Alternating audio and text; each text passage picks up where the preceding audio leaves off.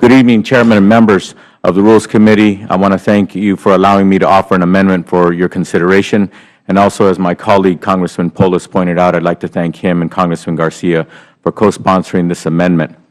I'm here to propose an amendment that will pay for H.R. 4438, the bill that's before you. My amendment does not raise taxes. It raises revenue. There is no better way to improve research and development in this country than to pass comprehensive immigration reform, which will unleash the talent from our universities into our economy. My amendment recognizes the importance of stimulating research and development and would assist the effort by inserting H.R. 15, a vehicle that would help attract and keep the world's brightest minds in the United States. Studies show that by 2018, Americans will face a projected shortfall of over 200,000 holders of advanced degrees in science, technology, engineering, and math. Yet more than half of all PhDs graduating with degrees in these fields from U.S. universities are foreign-born. Just last month, we saw the annual H-1B visa cap reached in less than 1 week, and America's outdated immigration laws put our innovation in America on hold. We need comprehensive immigration reform so we can ensure our nation remains a magnet for the best and brightest who come here to grow our economy and create American jobs. Without passing comprehensive immigration reform legislation, the future generations of researchers, scientists, and engineers currently in our schools who came to this country through no fault of their own without papers cannot participate in our economy without comprehensive immigration reform because of their immigration status. If we are serious about growing our economy and promoting research and development, then we need to make sure that our businesses have the researchers to do the job. The only way to do that today is to pass comprehensive immigration reform along with H.R. 4438. I also note that the current bill, H.R. 4438, is unpaid for and will cost $155.5 billion. According to the nonpartisan Congressional Budget Office, comprehensive immigration reform, H.R. 15, will reduce our deficit by as much as $900 billion. This amendment is the best pay for to expand research and development, and it happens to create jobs, raise revenue, and allows our economy to realize its fullest potential. I also am very, very proud of our country being the #1 research development innovation place on the planet. I was very proud to work for an American company when I got my electrical engineering degree, and later on owned my own business, and through my business made sure that many families were able to feed their families. And that's the end result of good research and development, and that's the end result of good tax policy as well. And with all due respect, we all talk about the budget deficit, and I believe that this amendment will actually complement fully H.R. 4438 and fully fund the deficit that it would create without this amendment. So I thank you once again for allowing me to speak today, and I hope your vote for this amendment actually means that you are voting yes for business and yes for our economic certainty in this country. Thank you very much, Mr. Chairman. I yield back my time. Thank you very much. Mr. Cardenas, I note that you're a member of the Budget Committee, Natural Resources Committee, and OGR. Correct. You're up talking about a tax bill today, and you've really qualified yourself, in my opinion, because you owned your own business, or at least you worked in a business. No, I owned it. You owned your own business. I'd like to give you credit for that, and thank you very much. Thank you. It wasn't easy, but I enjoyed it. It is not easy at all. And that's the question I'd just like to focus on.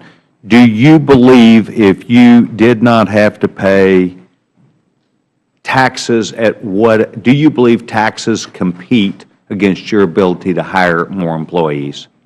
It's a factor, correct. No question about it. It's a factor. But the #1 factor, if you allow me, Mr. Chairman, that I had owning a business was access to capital. When the business was moving and it was time to take it to the next level, it was access to capital. And also, if you found something that you could latch on to grow your business, those were the two main components. Taxes were a factor, yes, sir. Taxes are a factor. Thank you very much. Mrs. Fox? Thank you very much, Mr. Cardenas. I have no questions, but I appreciate it. And I appreciate hearing, too, about the fact that you started and ran your own business. I think we need lots more people in Congress with that kind of experience. Thank you. I agree. No questions, Mr. Chairman. Thank you very much. Gentleman yields back. Gentleman from Massachusetts recognized. Well, I want to thank Mr. Cardenas for being here, and I support his amendment, and this is the committee that can make it in order. We're the Rules Committee. We make the rules. And to my friends on the other side of the aisle who don't like immigrants, then they could vote no. Excuse me. The gentleman will yield just a moment, I'm happy to please. yield to the gentleman. I believe that that statement is blatantly unfair, and you know and I know that I've tried during the period of time that I am the chairman of this committee, whether someone's sitting on that side or whether they're sitting on this side, not to make inflammatory remarks which not only are not true, but are meant to be political in nature against someone. And that is not a fair statement for you to make, Mr. Well, Mr. Chairman, I didn't mention anybody's name. You I made a general. You said on the other side of the aisle, and I categorically reject that. And I would ask the gentleman to please know that that would not be, should not be a statement that would be made in this committee. Well, let me rephrase this. Thank you very much. For the life of me, I cannot understand why in the House of Representatives, which in this Congress, which is the greatest democracy, the greatest democracy on the planet, why we can't get a vote on comprehensive immigration reform. The United States Senate, in a bipartisan way, passed comprehensive immigration reform, again, in a bipartisan way, and we are not even given the right or the opportunity to be able to bring it to the floor and have a debate and have a vote on it up or down.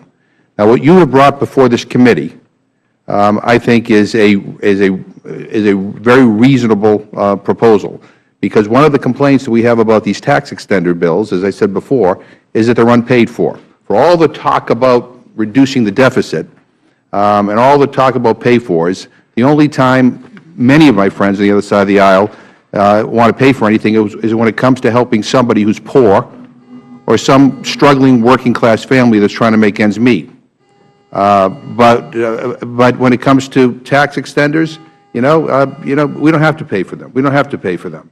And yes, there has been a history where both sides have voted for unpaid for tax bills in the past. And I think I'd like to think that, given the fact that we're emerging from one of the worst economies since the Great Depression and trying to dig ourselves out of a deficit that in large part was created by these tax cuts during the Bush administration, that we've learned our lesson, that we're going to pay as we go. But what you're talking about would not only pay for this tax extender bill, but much, much more. It's this, what is the number over the next 20 years that we would expect to bring into our Treasury? According to H.R. 15, which is the language of my amendment, it would be $900 billion. $900 billion. $900 billion to simply recognize the fact that we have an immigrant community in here that is contributing greatly to the well-being of this country, and that when they pay taxes, will contribute even more. And I do think it is an outrage, Mr. Chairman, quite frankly, that here we are, and we still can't get a vote on this. The Senate has voted. The American people overwhelmingly want it, and this leadership is blocking us from a vote. So I support your bill because it's paid for. I support your amendment because I think it's the right thing to do. And I regret very much that that this committee will once again most likely not give you that opportunity. But I will tell you, I think the American people should be angry with the way this Congress, this House of Representatives has handled this issue. People deserve a vote. You don't want to vote for it, vote no. But give us a vote. I yield back my time. Gentleman yields back his time. The gentleman from Utah is recognized.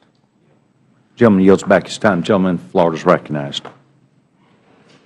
Mr. Chairman, I'm fully supportive of Mr.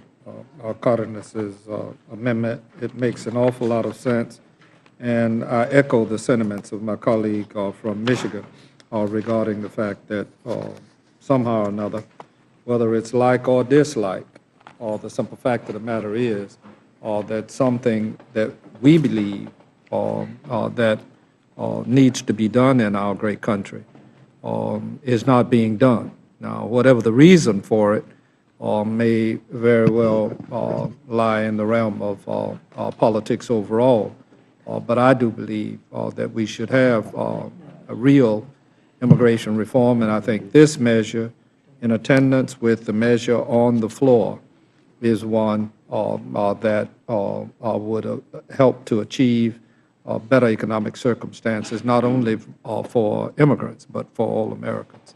I yield back. Gentleman yields back his time. Chairman Cole's recognized. Thank you. I too appreciate the gentleman coming. As a fellow business owner, and we got several of them here, I appreciate that more than I can say. I just want to make a couple of quick points to references some of the comments that have been made. Look, with all due respect, we have 230 pieces of legislation sitting in the United States Senate that this body has passed that nobody's voting on over there. And I sat here in the minority and proposed legislation that, by the way, when we got in the majority, passed bipartisan on not funding political conventions. I never got a vote on that in the Senate until it got hooked up with something else. It just takes time to do legislation on occasion. Whether this is the appropriate vehicle or not, I think that's worth considering, and that's what this committee is going to do, and I appreciate my friend for bringing it forward. I think it's a very appropriate thing for him to do. But, again, let's not act as if, number one, when my friends were in the majority, they always gave us votes on things that were popular in a bipartisan sense, and second, I will yield in a second. Okay. And second, let's not assume that the United States Senate gives us things that are popular. Matter of fact, I can't recall a time when the Senate has been willing to bring to the floor legislation that a majority of Democrats opposed, but a majority of the body was in favor of. We did that in this side of the aisle with fiscal cliff. We did that with VAWA. We did that on Sandy relief. We did that on reopening the government after the shutdown. So when will the United States Senate, and I don't presume my friend speaks for them, but that'd be an unfair burden, but I haven't seen that on the other side. And frankly, I didn't see a lot of that when our friends were in the majority. So this idea we deserve a vote on this when we've got 230 things that have passed this body that aren't being voted on the other side strikes me as I want it my way when I like it, but when I do it to the other guy, that's okay. Because that was done to us when our friends were in the majority. That's done to us by the United States Senate on a routine basis now. With that, I'll certainly yield to my friend. No, and I thank the gentleman for yielding, and and with all due respect to his political conventions bill, I don't know how many of the bills he was referring to would bring in close to $900 billion worth of revenue over the next 20 years. I think this is a little bit different. This is, I think, something that would help our economy greatly, and so I think it rises to a different level. With all due respect, well, I think my friend makes a fair point, because I don't. I use that as an illustrative point, but not a point suggesting they're comparable. But I will tell you this again: 230 pieces of legislation. That's quite a few. A lot of those are extraordinarily important as well. And never got picked up. And again, just to point out again for the record, we have done that on occasion here. I did vote with my friends on the other side of the aisle on violence against women, on fiscal cliff, on some of these other issues that were not particularly popular on our side of the aisle. We haven't seen that in the United States Senate. We did not see that, with all due respect, when my friends were in the majority. So to come here and preach it now on every piece of legislation, I think that strains credibility as well. If you're going to demand that, you got to be willing to do that. We haven't seen that from the United States Senate. That's not my friend's responsibility. But the idea that this body is going to routinely, consider legislation when the other side won't extend that same courtesy, I think is a rather fanciful notion.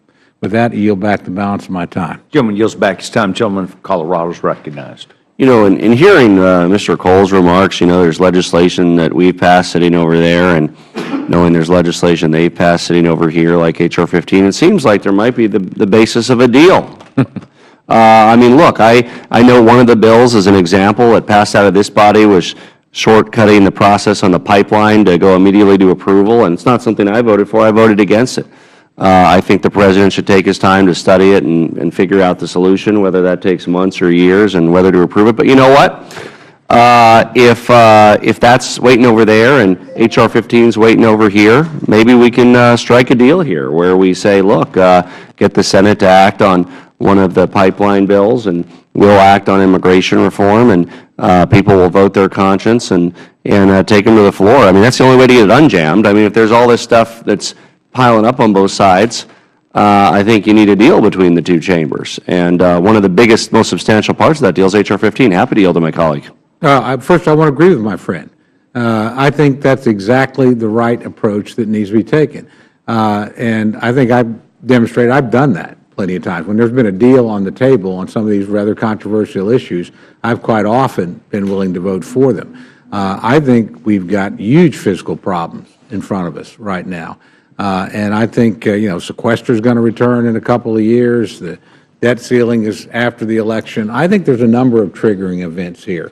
So I will tell my friend this. I don't know in what form or when it comes, but if we can ever get the majority leader and the president and the speaker all in the same room to do this, and they can come to a common agreement, then I'm much more inclined to vote for it than not. But again, I don't think that begins by demanding from one side that you give in on something we want, but so far we haven't been willing to consider things that you think are important. And I don't suggest my friend is part of that, because he's not.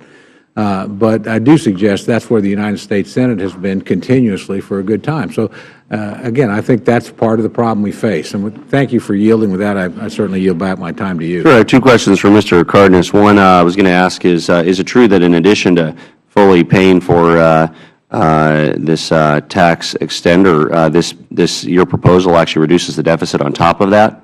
Yes, it would. The numbers do exceed the cost of the bill in chief. Yes. And the second question is, maybe you could talk a little bit about the bipartisan support for the pay-for that that we proposed along with you. Yes, we have a lot of support out in throughout America. We have a lot of police chiefs and sheriffs, elected police chiefs and sheriffs and appointed police chiefs and sheriffs throughout the country who are definitely for comprehensive immigration reform, including H.R. 15. In addition to that, we have much clergy. As a matter of fact, my mentor and personal friend who runs a Protestant church that I attend, he's actually part of a coalition of, they call themselves Bibles, Badges, and Business, the 3 Bs. They're involved and are very much in favor of H.R. 15 and comprehensive immigration reform. And then again, the chambers throughout, local chambers and national chambers have written letters to all of us in Congress. So there's a tremendous bipartisan support.